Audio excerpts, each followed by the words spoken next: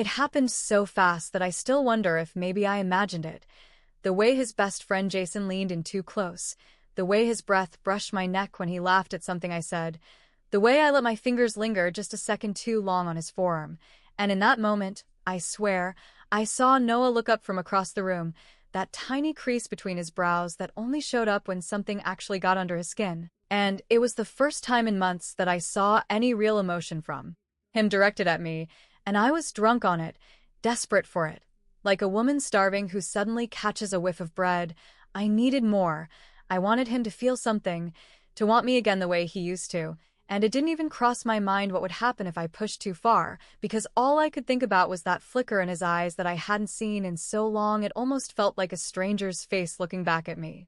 We used to be fire, Noah and me, a wildfire that burned through everything in our path, but lately it felt like we were just smoke and ash, passing through each other without even noticing the heat had died.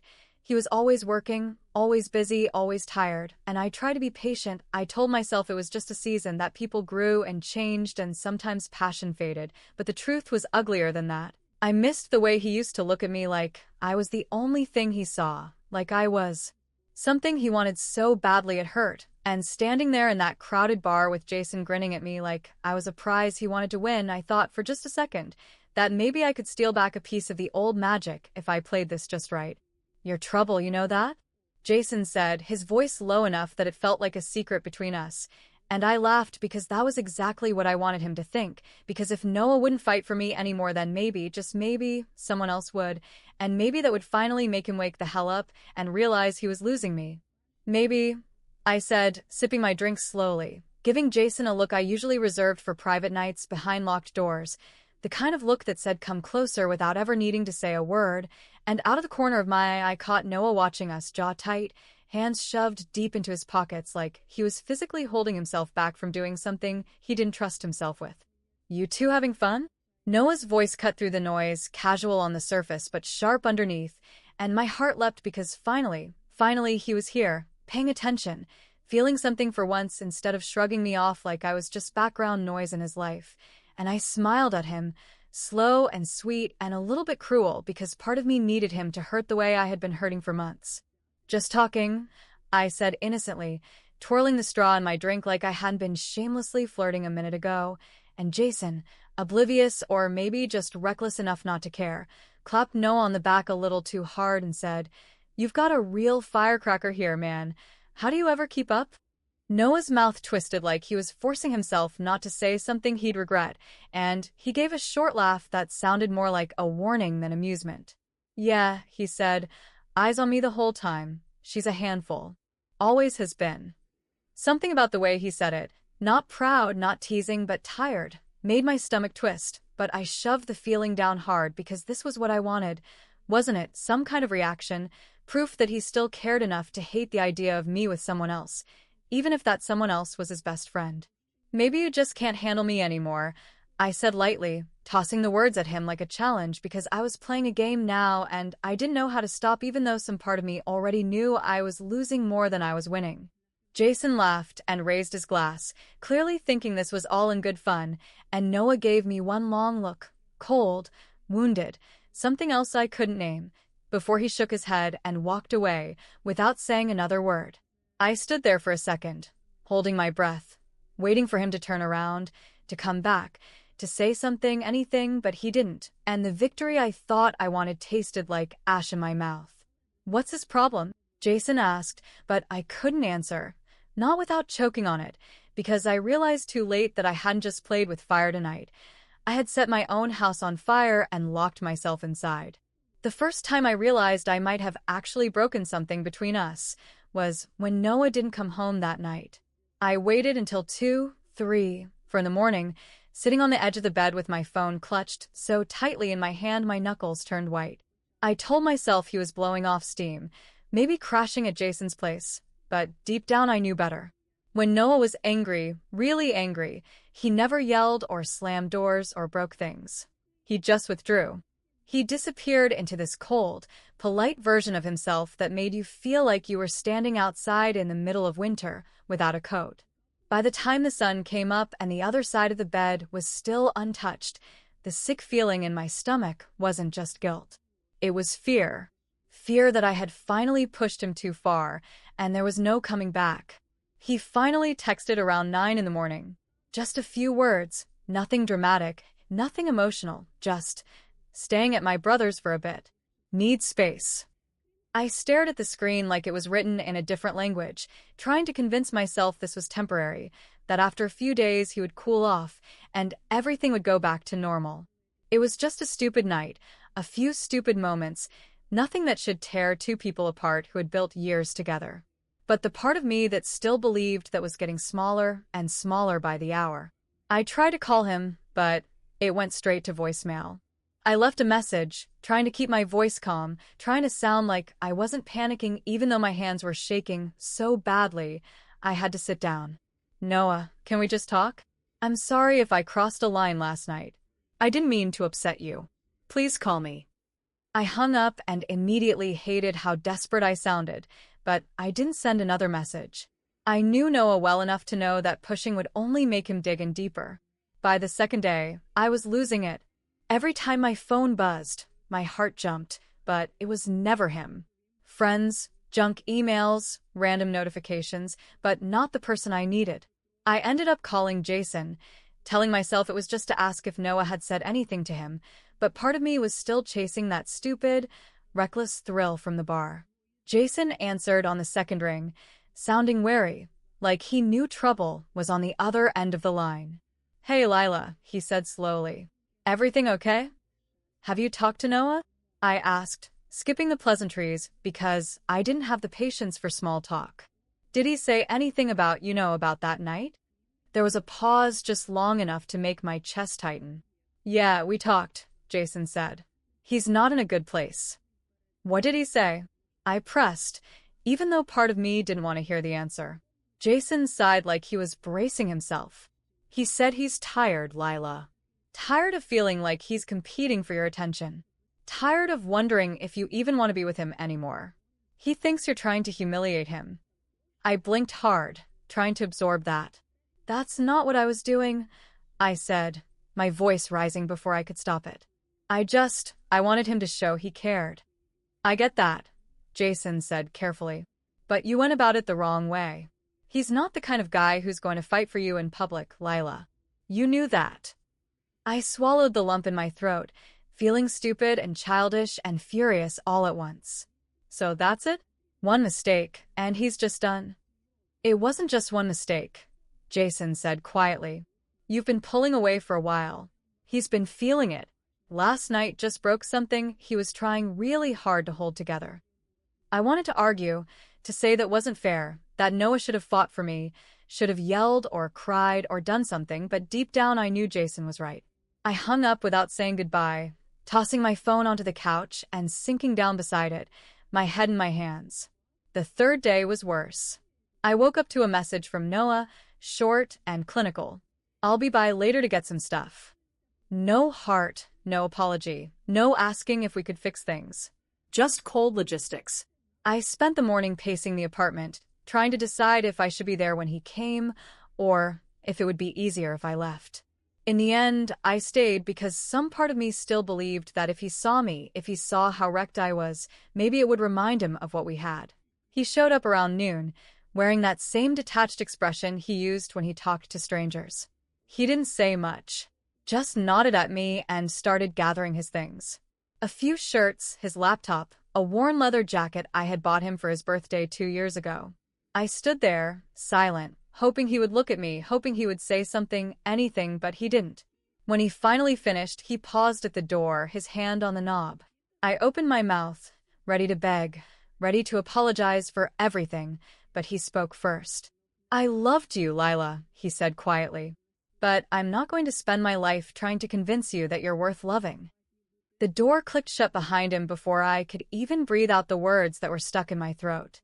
The apartment felt like a grave after he left, every sound too loud and every corner too empty, but I didn't move for a long time because moving felt like admitting that this was real and not just another one of our fights that would blow over in a few days.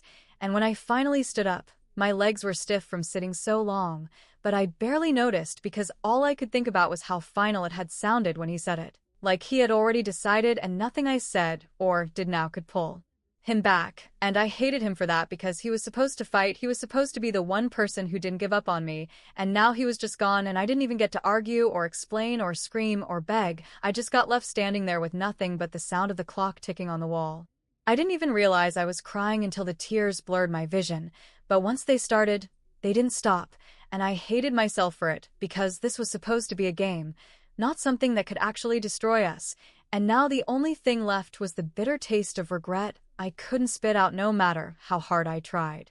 I thought about calling him, but my pride got in the way, and then I thought about Jason because part of me still wanted someone to tell me that it wasn't all my fault, that maybe Noah had made mistakes too, that maybe there was still a way to fix this if I could just figure out what to say or do to make him come back. I hated that Jason was part of this mess, but I didn't have anyone else who really knew what had happened, so I called him and he answered after a few rings, his voice cautious like he already knew this wasn't going to be a casual conversation. "Hey," he said, voice low like he was expecting me to start crying right there, and maybe I would have if I hadn't already cried enough to make my throat hurt. "Can we talk?" I asked, and he hesitated just long enough to make me wonder if he was going to say no. "Yeah. "You want to come over?" he said finally, and I said yes before I could change my mind because being alone in that apartment another second felt unbearable. When I got to Jason's place, he didn't say much, just opened the door and let me in, and I sat down on the couch without waiting for an invitation because he wasn't looking at me like a friend anymore. He was looking at me like I was dangerous, and he didn't know what kind of damage I was going to do next. I didn't blame him. I didn't know either. "I screwed everything up," I said, my voice raw, and Jason sat down across from me, arms folded like he was physically trying to keep himself from reaching out to me. "Yeah," he said simply, not trying to soften it, and I flinched because it hurt more than if he had yelled at me. "I didn't mean for any of this to happen," I said quickly because I needed him to understand that, if nothing else, I hadn't meant to destroy Noah. I just wanted him to see me again, to remember that I mattered, but even as the words left my mouth they sounded weak and selfish. Jason sighed and leaned forward, elbows on his knees. "You don't get it, Lila. Noah's not like other guys. You can't push him like that and expect him to chase you. That's not who he is." "I know that," I snapped, more defensive than I meant to be. But what was I supposed to do? Just sit there and watch him stop caring about me? "He didn't stop caring," Jason said, his voice sharper now. "He trusted you. He thought you were better than this." I opened my mouth to argue, but nothing came out because I didn't have a defense, not one that didn't make me look even worse. I stared at my hands, feeling smaller and stupider than I ever had before, and Jason's next words felt like another punch I wasn't ready for. "He thinks there's something going on between us," he said quietly. My head snapped up so fast it made me dizzy. "What?" I choked out. "That's not, Jason, I would never." "I know," he said, holding up a hand. "But that's how it looked, Lila. And you didn't exactly do a lot to make it seem otherwise." The blood drained from my face because suddenly it all made sense. The way Noah had looked at me that night, not just angry but betrayed, like I wasn't who he thought I was anymore, and it wasn't just about a few flirty jokes at a bar. It was about trust, about something so much deeper that once broken couldn't just be glued back together with apologies and promises. "I didn't sleep with you," I said, my voice shaking, needing him to say it too because if I had to face Noah again, I needed someone on my side. "You didn't," Jason agreed. "But feelings don't always care about facts." I sat back hard against the couch, feeling like I couldn't breathe. "So what now?" I asked, not even sure who I was asking, maybe myself, maybe Jason, maybe the universe that seemed to hate me lately. Jason didn't answer right away. He just looked at me with something like pity in his eyes, and that hurt even worse because it meant he didn't believe I could fix this either. "You're going to have to live with it," he said finally. "Whatever happens next, you have to own what you did." I wanted to scream, to throw something, to run away from this whole mess, but all I could do was sit there and nod because he was right, and I hated him for it.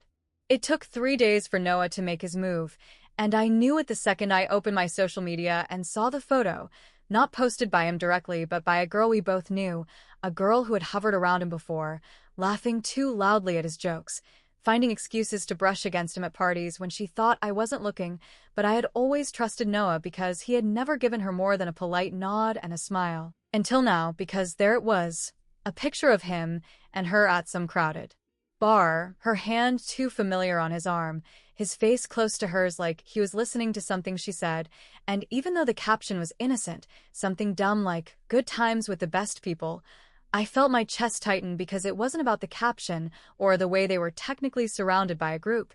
It was about the way he was letting himself be seen with her, about the message it sent loud and clear without him having to say a word. I stared at the screen for a long time, my stomach twisting in a way that made it hard to breathe, and then I did something pathetic. I liked the photo, thinking maybe it would show him that I wasn't bothered, that I was still above it all, but the second my thumb tapped the little heart, I hated myself because we both knew what it really meant. It meant he had gotten to me, and that was exactly what he wanted. I didn't hear from him directly, not that day, not the next, and I tried to tell myself that he was just trying to move on, that it wasn't about revenge, but then Jason called me, and, from the way he said my name, I knew there was more. "You need to hear it from me before you see it somewhere else," Jason said, and my stomach dropped before he even finished. "What is it?" I asked, my voice already too small, already bracing for the hit. "Noah's dating her," Jason said. "Or at least that's what he's letting everyone think." I didn't answer right away because what could I say? Because the idea of Noah doing something so deliberate, so calculated, didn't even feel real, but Jason just kept going, not bothering to soften the blow. "They were all out last night, him, her, a bunch of mutuals," Jason said. "It wasn't subtle, Lila. He wants you to know." "Thanks," I said, and hung up because I couldn't take hearing another word of it, because it was one thing to imagine it, and another thing entirely to know it was real. I sat there for a long time after that, the phone still in my hand, feeling stupid and empty and furious all at once. Because it wasn't fair, because yes, I had screwed up, but Noah wasn't supposed to turn into someone who played games. He wasn't supposed to use someone else to get back at me. He was supposed to be better than that, but maybe that was the point. Maybe I had broken him in ways I didn't even understand yet. I thought about texting him, something stupid and biting, something like, "Hope you're having fun," but I didn't because I knew it would only make things worse, and because deep down I knew that if I reached out now, it would be like admitting defeat, like admitting that he had won whatever this ugly competition between us had become. Instead, I stayed inside, letting the hours crawl by, checking his social media like some addict looking for a fix, trying to find proof that he was miserable without me, trying to find proof that he wasn't really moving on, but all I found were more pictures, more smiles, more moments that didn't include me, and it was like watching someone erase you in real time. On the 5th day, he finally texted me. It wasn't an apology. It wasn't even a conversation starter. It was just a picture, blurry and dark, of him and her at the same bar, with a simple caption, "Good company." I stared at it for a long time, my hands shaking, not knowing whether to laugh or cry or throw my phone across the room, because I understood exactly what he was doing, because he wanted me to feel what he had felt. He wanted me to know what it was like to watch someone you loved act like you were just another stranger in a crowded room. I almost texted back. I almost sent something cruel, something I knew would land hard, because if anyone knew how to hurt Noah, it was me. But I didn't. I deleted the conversation instead. Deleted the entire thread of our messages, because I didn't trust myself not to say something I couldn't take back. That night, I drank too much cheap wine and sat on the floor of the living room, staring at the blank television screen, feeling more alone than I had ever felt in my life, because it wasn't just about losing Noah, it was about realizing that I had destroyed the only real thing I had ever had just to prove a point he never needed proven. The next morning, hungover and exhausted, I woke up to another message. This one was worse. It wasn't from Noah. It was from her. A single line, "Thanks for making it so easy." I didn't reply. There was nothing left to say. I didn't respond to her message because there was no response that wouldn't make me look even smaller than I already felt. No clever comeback that could erase the fact that she had won, that Noah had chosen to parade around with her, that I'd been reduced to some bitter ex-girlfriend sitting on the floor with a dead phone, and nothing left to fight for. I didn't cry right away because there was a strange numbness that took over first, a hollow sort of acceptance that sometimes you really do lose everything, and there's no moment of clarity or dramatic apology or last-minute fix waiting on the other side. There's just the wreckage you created and the knowledge that you can't blame anyone else for it. I spent the next few days floating through hours without really registering any of them. I didn't go to work. I didn't answer my friends' texts. I didn't even pretend to be okay. I just stopped showing up for life because it felt easier than trying to explain to people who would either tell me I deserved it or try to comfort me with empty words about time healing all wounds. Nobody wanted to hear about the slow, pathetic unraveling that happens when you realize you aren't the victim in your story.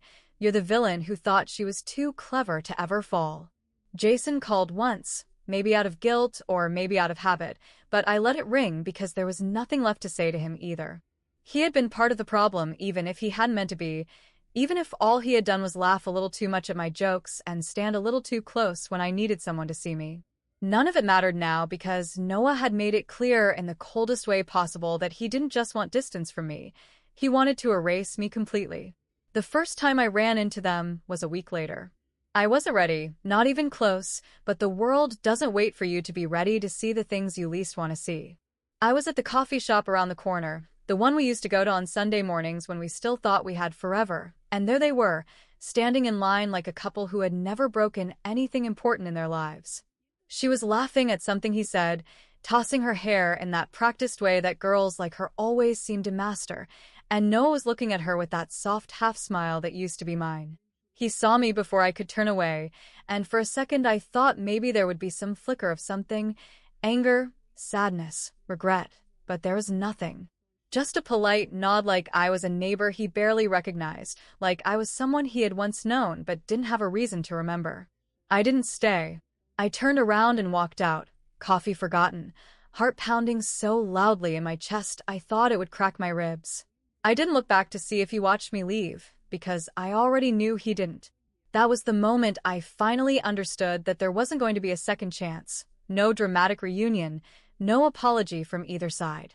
There was just me, alone with the consequences of the choices I made when I was too selfish and too scared to just tell him what I needed. Later that night, after the coffee shop disaster, I found myself staring at my own reflection in the bathroom mirror, taking in the damage. I looked older somehow, harder around the eyes, like the girl who had once been so sure she could fix anything with a smile, or a joke had finally realized some things break and stay broken. I thought about texting Noah, not to beg or accuse or even to start a fight, but just to say one true thing before it was too late, before we became nothing but two people who shared a handful of memories and nothing else. But what would I even say? Sorry for trying to make you jealous? Sorry for treating your love like it wasn't enough? Sorry for pushing you until you didn't recognize me anymore? Every version sounded weaker than the last, and even if I found the perfect words, it wouldn't change anything. He had already made his choice, and for once, I didn't get to rewrite the ending just because I didn't like it. Instead, I sat down on the floor again, back against the cold wall, phone in my lap, heart heavy in my chest, and I let myself feel all of it. The shame. The regret. The raw, ugly grief of knowing that I had been loved the right way, the safe way, the way people spend their whole lives looking for, and I had thrown it away because it didn't look dramatic enough, didn't feel exciting enough, didn't burn bright enough for someone who had no idea what real love even looked like. When people ask what happened between us, and they will, because gossip travels faster than truth ever does, I'll probably lie. I'll probably say it just didn't work out, that sometimes people grow apart, that there's no big story to tell. And maybe after enough years pass, I'll believe my own version. Maybe I'll forget the way he looked at her. Maybe I'll forget the way he stopped looking at me. But tonight, sitting here with nothing but silence and the wreckage of my own making, I know the truth. I flirted with his best friend to make him jealous. And I ended up losing the only man who ever loved me exactly the way I needed to be loved.